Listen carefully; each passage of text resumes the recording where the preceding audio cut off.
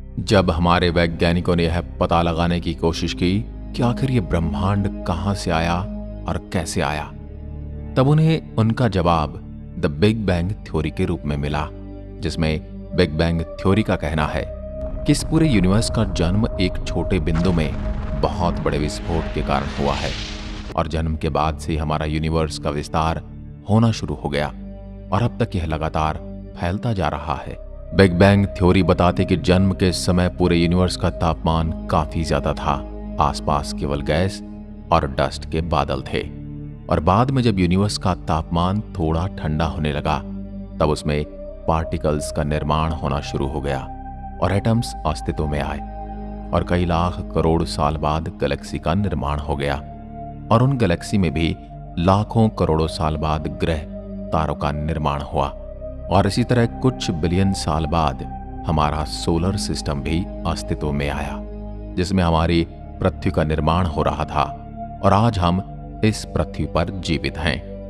Big bang theory एक scientific theory है जो साइंटिफिक पैमानों पर कई बार सही साबित हो चुकी है और आज के समय में पूरी साइंटिफिक कम्युनिटी यही मानती है कि ब्रह्मांड का जन्म बिग बैंग से हुआ था। पर आज भी साइंटिस्ट इस सवाल का जवाब नहीं दे पाते। एक छोटे से एटम जैसे पार्टिकल से इतने बड़े यूनिवर्स का जन्म कैसे हो सकता है? तो उसमें भी सबसे बड़ा सवाल है कि एक छोटा सा पार्टिकल आखिर क्या था जिसके अंदर इतनी ज्यादा ऊर्जा विद्यमान थी और वह कहां से आया था? वैसे वैज्ञानिक लगातार कई थ्योरी के माध्यम से यह सवाल का जवाब भी देने की कोशिश कर रहे हैं, पर अभी तक उनकी यह सभी कोशिशें सफल नहीं रही हैं। पर यह तो सिर्फ साइंटिफिक कम्युनिटी की बात है। हमारी इस पूरी दुनिया में ऐसे कई धर्म हैं जो ब्रह्मांड के जन्म को विज्ञान से नहीं बल्कि धर्म और भगवान से जोड़कर देखते हैं, जिनके अनुसार इस पूरे ब्रह्मांड का जन्म भगवान के द्वारा हुआ है। आज के समय में दुनिया भर में 4000 से ज्यादा रिलीजन मौजूद हैं जिनके अपने विश्वास हैं और लगभग सभी धर्मों के अलग अलग तरह के ब्रह्मांड के जन्म के कारण बताए जाते हैं। पर आज के इस वीडियो में हम दुनिया के सबसे पुराने धर्मों में से एक हिंदू धर्म में बताए गए यूनिवर्स के जन्म को समझेंगे और देखेंगे कि आखिर हिंदू धर्म में हमारे यूनिवर्स के जन्म को किस तरह से बताया गया है। दोस्तों, हिंदू धर्म में जिस तरह से ब्रह्मांड के जन्म को बताया गया है, यह कोई साइंटिफिक थ्योरी या कॉन्सेप्ट तो नहीं है। यह बस हिंदू धर्म के पुराने धर्म ग्रंथों में लिखी हुई यूनिवर्स के जन्म की कुछ बातें हैं जिनके बारे में आज हम विस्तार से जानेंगे। इसलिए इन पर विश्वास करना न करना आपकी इच्छा पर निर्भर करता है।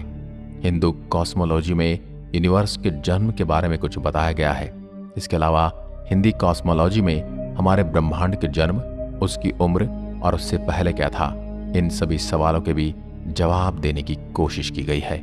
हिंदू धर्म में त्रिदेव की पूजा की जाती है, जिनमें ब्रह्मदेव संसार की रचना करने वाले भगवान विष्णु को उसी संसार के पालनहार की तरह पूजा जाता है और भगवान शिव इस संसार में एक डिस्ट्रॉयर और एनर्जी की तरह पूजे जाते हैं। और महाभारत में भी श्री कृष्ण ने अर्जुन से यही कहा था कि ये संसार न तो कभी हमेशा से था और न ये कभी हमेशा के लिए रहेगा। ये संसार तो आता जाता रहता है।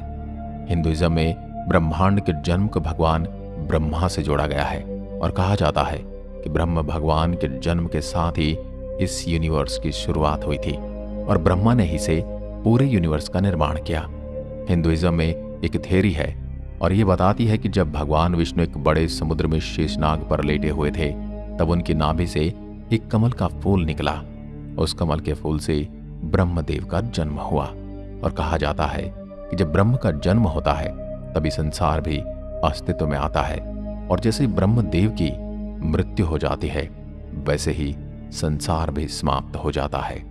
यहाँ पर कुछ लोग ये पूछ सकते हैं, आखिर फिर भगवान विष्णु अस्तित्व में कैसे आए? तो मैं आपको यह बता दूं कि हिंदुइज्म एक साइंटिफिक थ्योरी नहीं है, ये काफी स्पिरिचुअल और फिलोसॉफिकल है। बहुत सारी बातें इसमें सांकेतिक भी हैं। इसलिए इसमें ऐसा कहा जाता है कि भगवान विष्णु जीवन और मृत्यु से परे हैं। वे हमेशा से ही थे, हमेशा से ही हैं और हमेशा ही रहेंगे। जब हमारा ब्रह्मांड भी अस्तित्व में नहीं था तब भी ऐसा माना जाता है कि भगवान विष्णु अस्तित्व में थे, क्योंकि जैसा हमने पहले बताया भगवान विष्णु संसार के पालनहार माने जाते हैं। इसलिए यदि वे नहीं होंगे तो फिर आखिर कोई भी ब्रह्मांड अस्तित्व में कैसे आ सकता है? क्योंकि हर एक ब्रह्मांड के अस्तित्व में होने के लिए कोई ना कोई तो होना ही चाहिए और उसका पालन पोषण करने वाला भी तो चाहिए। और यहाँ पर आपका ये जानना भी जरूरी है कि जिस तरह साइंस केवल universe, multiverse, Galaxy, solar system, planets, stars, moons, black holes की तरह इस ब्रह्मांड को देखती है, हिंदुइज्म इसे थोड़ा अलग तरीके से देखता है। हिंदुइज्म के हिसाब से न केवल यूनिवर्सल, मल्टी यूनिवर्सल अस्तित्व में है, बल्कि उनके हिसाब से 3 रीजन्स होते हैं। यानी एक ब्रह्मांड जहां पर हमारा अस्तित्व है, जिसे हिंदू धर्म में धरती लोक कहा जाता है। दूसरा स्वर्ग लोक, जिसे सबसे ऊपर का लोक माना जाता है, जहां पर देवता रहते हैं। और आखिर में आता है द लोअर वर्ल्ड्स, जिसमें 7 लोक होते हैं और इसे पूरे रीजन को नर्क लोक कहा गया है। और यदि हमें हिंदुइज्म को ध्यान में रखते हुए ब्रह्मांड के निर्माण को समझना है, तब हमें यह बात का बहुत ही ध्यान रखना होगा कि हिंदुइज्म में इन 3 रीजन्स की बात एक साथ की जाती है। क्योंकि हिंदुइज्म में ऐसा भी माना जाता है, धरती लोक काफी मेटेरियलिस्टिक होता है, जहां पर एक जीव अपने कर्म करता है और उसकी मृत्यु के बाद इन्हीं कर्मों के फल पाने के लिए उसे या तो स्वर्ग मिलता है या फिर नर्क। अब चलिए इसी ब्रह्मांड के निर्माण को हिंदुइज्म के हिसाब से और भी गहराई से समझते हैं। हिंदुइज्म में यूनिवर्स के क्रिएशन के बारे में काफी कुछ लिखा है। इस विषय में ऐसी कोई एक कहानी नहीं बल्कि कई कहानियां हैं जो ये बताती कि ब्रह्मांड का निर्माण कैसे हुआ। वेदों में, उपनिषदों में, पुराणों में भी इस विषय पर काफी चर्चा की गई है और काफी कहानियां भी बताई जाती हैं। साथ ही हिंदुइज्म के हिसाब से जिस ब्रह्मांड में आज हम रह रहे हैं, वह कोई पहला या आखिरी ब्रह्मांड नहीं है। इसके पहले भी न जाने कितने ब्रह्मांड अस्तित्व में आए और इनका विनाश हो गया, और इस ब्रह्मांड का भी एक समय विनाश हो जाएगा। और इसके बाद भी कई ब्रह्मांड जन्म लेंगे और अंत में उनका भी विनाश हो जाएगा। तैत्तिरीय उपनिषद में ऐसा कहा गया है कि भगवान विष्णु की नाभि से जब कमल का फूल निकला, तब उससे ब्रह्मदेव का जन्म हुआ, जैसे कि हमने आपको पहले बताया। और फिर भगवान विष्णु के ही कहने पर ब्रह्मदेव ने ब्रह्मांड का निर्माण किया और साथ ही इन्होंने पहले मनुष्य को भी अस्तित्व में लाया, जिसका नाम था मनु। और साथ ही हमारा ब्रह्मांड एक अकेला ब्रह्मांड नहीं है जो अस्तित्व में है। इसके साथ न जाने और कितने ब्रह्मांड एक साथ अस्तित्व में होते हैं। ऐसा भी कहा जाता है हर समय कोई न कोई नए ब्रह्मांड का निर्माण होता रहता है और कोई न कोई ब्रह्मांड का अंत भी हो रहा होता है। और इसलिए हिंदुइज्म में मल्टीवर्स थ्योरी को माना जाता है।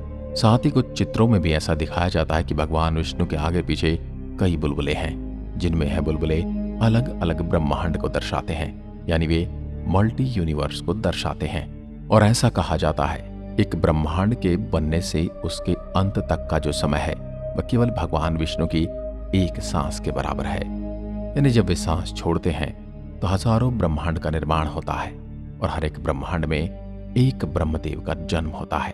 लेकिन जब वह सांस अपने अंदर वापस खींचते हैं, तब उसी प्रकार हजारों ब्रह्मांड का भी अंत हो जाता है। अब आप ये बात समझ गए होंगे कि हिंदुइज्म के हिसाब से जिस ब्रह्मांड में हम रह रहे हैं, उसका भी एक दिन अंत होगा। यानी जब तक इस ब्रह्मांड के ब्रह्मदेव जीवित हैं, तब तक यह ब्रह्मांड भी अस्तित्व में रहेगा। और क्या आप जानते हैं, ब्रह्मदेव का जीवन केवल 100 वर्ष का होता है। और कहा जाता है कि हम ब्रह्मदेव के जीवन के 51वें वर्ष के पहले दिन में हैं, और साथ ही है कलयुग का पहला भाग है। हम जानते हैं कि आपके मन में इसको लेकर कुछ सवाल आए होंगे, जिनका जवाब हम आपको आने वाली जानकारी के अंत में देंगे, क्योंकि आगे आने वाली जानकारी ही आपके सवालों का जवाब देगी। हिंदू मान्यताओं के अनुसार ये 4 युग होते हैं, सतयुग, त्रेता युग, द्वापर युग और कलयुग। इन चारों को एक साथ एक महायुग भी कहा जाता है। कलयुग 4,32,000 वर्ष लंबा है। द्वापर युग इससे दोगुना था, यानी कि 8,64,000। इसी प्रकार त्रेता युग द्वापर युग से ज्यादा लंबा था और वे 12,96,000 वर्ष लंबा था। और सतयुग सबसे लंबा युग रहा है, यानी वह 17,28,000 वर्ष लंबा था। और यदि हम इन चारों युगों की लंबाई को एक साथ गुणा कर दें, तब हमें पता चलेगा कि एक महायुग कितना लंबा होता है। यानी एक महायुग 43,20,000 वर्ष लंबा होता है। और क्या आप जानते हैं, हिंदुइज्म में महायुग के बाद जो बड़ी टर्म आती है उसे मनवंतर कहा जाता है। और माना जाता है एक मनवंतर में 71 महायुग होते हैं, यानी एक मनवंतर 30,67,20,000 वर्ष लंबा होता है। लेकिन यह गिनती अभी भी यहीं पर खत्म नहीं होती। इसके बाद आता है कल्पा, और कहा जाता है कि एक कल्प में 14 मनवंतर होते हैं, यानी यह लगभग 1000 महायुग जितना लंबा होता है। और एक कल्प 4.32 बिलियन वर्ष जितना लंबा होता है। जैसा कि हमने आपको पहले बताया, ब्रह्मदेव का जीवन लगभग 100 वर्ष का होता है। तब आपके मन में यह सवाल जरूर आया होगा, आखिर यह समय तो काफी छोटा है और ब्रह्मांड तो काफी लाखों करोड़ों साल से अस्तित्व में है। तो अब हम आपको यह बताना चाहते हैं कि यह एक कल्प ही ब्रह्मा के एक दिन के बराबर होता है, और साथ ही ब्रह्मा की एक रात का समय भी एक कल्प के बराबर होता है। यानी ब्रह्मदेव के 24 घंटे 2 कल्प के बराबर होते हैं। यानी ब्रह्म एक महीना जो 30 दिन के बराबर है, वही एक महीना 60 कल्पों के बराबर हो जाता है। और ब्रह्म के एक वर्ष में 12 महीने होते हैं। और जैसे कि हमने आपको बताया, ब्रह्म का जीवन 100 वर्ष का होता है। अब आप खुद ही अनुमान लगा लीजिए कि आखिर यह कितना बड़ा होगा। और यदि हम इसे गुणा करें तो ब्रह्मदेव के 100 वर्ष हमारे 311.04 ट्रिलियन वर्षों के बराबर हैं। और इसलिए यह भी एक कारण है क्यों हिंदुइज्म की प्रशंसा की जाती है, क्योंकि यह पहला ऐसा धर्म है जिसमें अरबों खरबों तक की कैलकुलेशंस की गई हैं। और यह कोई आज के समय की बात नहीं, जब लोगों को विज्ञान का नाम भी नहीं पता था, तब से इसके बारे में कई पुराणों में लिखा गया है। और अब बात ये भी समझ गए होंगे किस प्रकार हिंदुइज्म में ब्रह्मांड के अस्तित्व की बात कही गई है, और साथ ही ये भी बताया गया है कि ब्रह्मांड कैसे शुरू होता है, कितना लंबा चलता है और कब खत्म होगा। अब हम उम्मीद करते हैं आपको आज की जानकारी काफी मजेदार लगी होगी और आपने काफी कुछ नया भी सीखा होगा। साथ ही आज के बड़े बड़े नंबर्स ने आपको हैरान भी किया होगा कि आखिर कैसे पौराणिक समय में इतनी बड़ी कैलकुलेशन की गई है। वीडियो के अंत तक बने रहने के लिए आपका हार्दिक धन्यवाद।